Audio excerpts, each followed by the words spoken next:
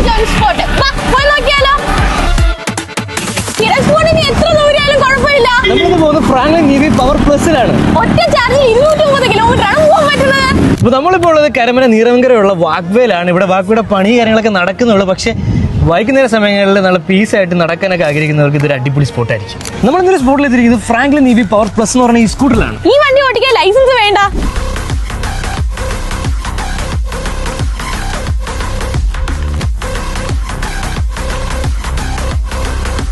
ഇവരുടെ ഫീച്ചേഴ്സിനെ പറ്റി പറയുന്നുണ്ടെങ്കിൽ ഇതിന്റെ സ്പീഡിന് വേണ്ടിയിട്ട് 1, 2, 3 എന്ന് പറഞ്ഞിട്ട് 3 ഓപ്ഷൻസ് വരുന്നുണ്ട്. കൂടാതെ ഇതിനൊരു റിവേഴ്സ് ഗിയറും വരുന്നുണ്ട്.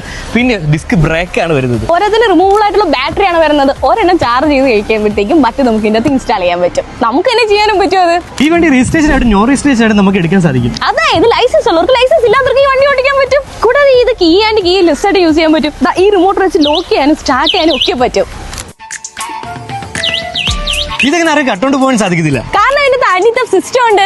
അതുപോലെ നമ്മുടെ വണ്ടിയുടെ മറ്റൊരു പ്രത്യേകതയാണ് ക്രൂയിസ് കൺട്രോളർ.